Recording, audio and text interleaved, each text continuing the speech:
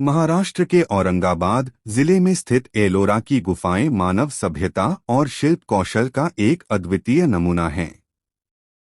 इन 34 गुफाओं में से 16वीं गुफा, जिसे कैलाश मंदिर के नाम से जाना जाता है, सबसे आश्चर्यजनक और भव्य है।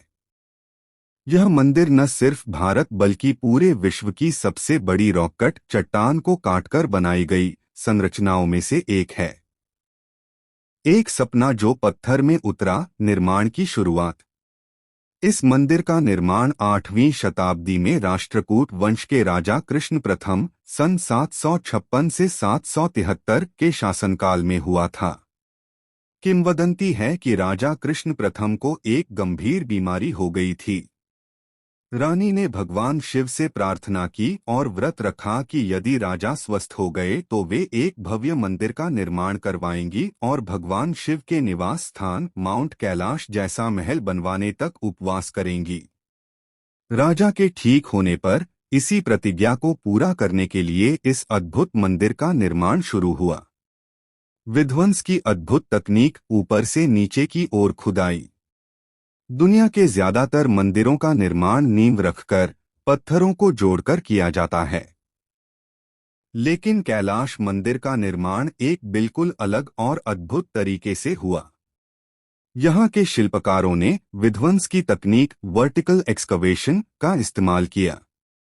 इसका मतलब है कि उन्होंने एक ही विशालकाय बेसाल्ट की चट्टान को ऊपर से नीचे की ओर काटना शुरू किया। सबसे पहले शिल्पकारों ने पहाड़ के 3 किनारों पर गहरी खाइयां खोदी। इससे एक विशाल केंद्रीय चट्टान का ब्लॉक अलग हो गया। यही बिकॉक आगे चलकर मुख्य मंदिर बना। फिर एक विशाल मूर्तिकार की तरह उन्होंने इस एकल पत्थर के ब्लॉक को ऊपर से नीचे की ओर तराशना शुरू किया। गलियारे, स्तंभ, हाथी, शेर की मूर्तियां, छत पर की गई नक्काशी, सब कुछ इसी एक पत्थर से बाहर की ओर काटकर बनाया गया।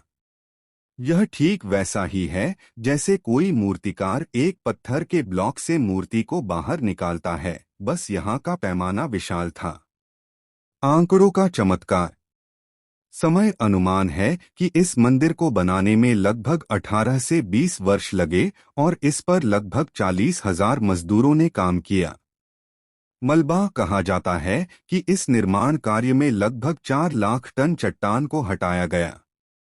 यह इतना मलबा था कि उससे पूरी की पूरी एक मंजिला इमारत बन सकती थी। आकार मंदिर लगभग 276 फीट लंबा और 154 फीट चौड़ा है। इसकी ऊंचाई लगभग 107 फीट है, जो एक आधुनिक 7 मंजिला इमारत के बराबर है। मंदिर परिसर की भव्यता। मंदिर परिसर के अंदर प्रवेश करते ही आप एक विशाल प्रवेश द्वार, एक मुख्य हॉल, गर्भगृह, सहायक मंदिर और विशाल स्तंभों वाले मंडप देख सकते हैं। गोपुरम प्रवेश द्वार। मंदिर के मुख्य द्वार पर भव्य गोपुरम बना हुआ है, जो द्रविड़ शैली की वास्तुकला को दर्शाता है। नंदी मंडप। मुख्य मंदिर के सामने एक विशाल और भव्य नंदी मंडप है। यहाँ भगवान शिव के वाहन नंदी, बैल की एक विशाल मूर्ति स्थापित है। यह मंडप भी उसी एक चट्टान से ही तराशा गया है। मुख्य शिवलिंग। गर्भगृह के अंदर एक विशाल और पवित्र शिवलिंग स्थापित है।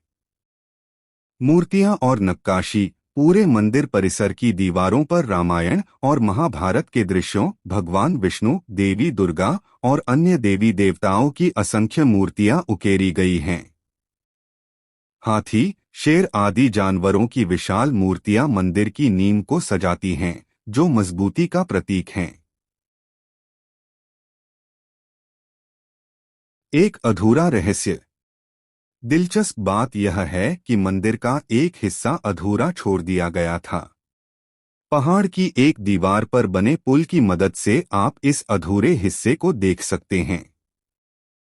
यह हिस्सा हमें यह समझने में मदद करता है कि किस तरह से शिल्पकारों ने पहाड़ को काट-काट कर इस मंदिर का निर्माण किया होगा। निष्कर्ष। एक जीवंत विरासत।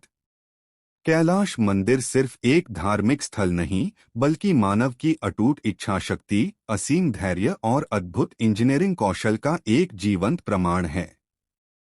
यह सोचकर ही आश्चर्य होता है कि बिना किसी आधुनिक मशीन के, सिर्फ हथौड़े और छेनी की मदद से कलाकारों ने एक पहाड़ को भगवान शिव के धाम में तब्दील कर दिया।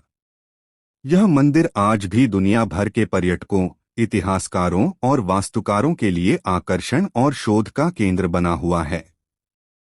यह सचमुच एक ऐसा चमत्कार है जो पत्थर में समाया हुआ है और शब्दों में बयां कर पाना असंभव।